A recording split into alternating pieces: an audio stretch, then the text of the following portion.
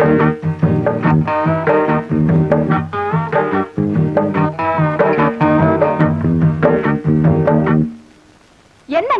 பட்டி கேட்டா மிட்டாய் கடையை பாக்குற மாதிரி பாக்குறீங்க? காளமாடு பசு பாக்குற மாதிரி இல்ல.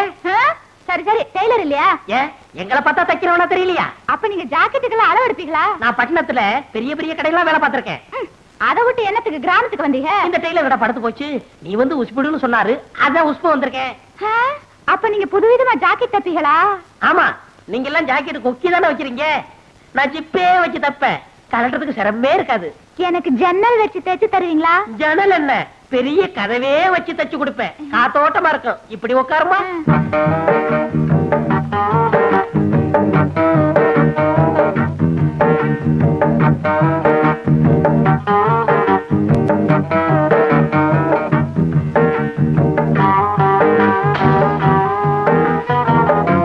நீங்க நெளிஞ்சா எனக்கு எப்படி சரியான அளவு தெரியும். ரெடியா இருங்க.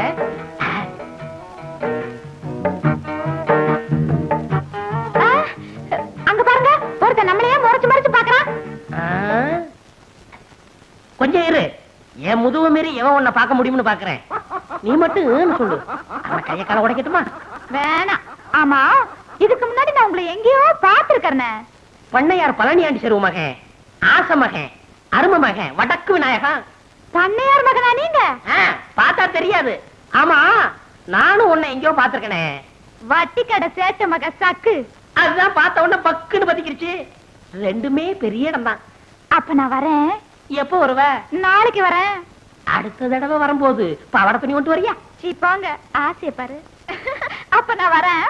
ஐயோ ஐயோ ஐயோ, சேட்டு சில்லறை என்ற மாதிரியே சிரிச்சிட்டு போறாளே, இவளை ஒண்ணுன்னா என்னணும். நாளைக்கு வரட்டும், எண்ணி போடுறேன்.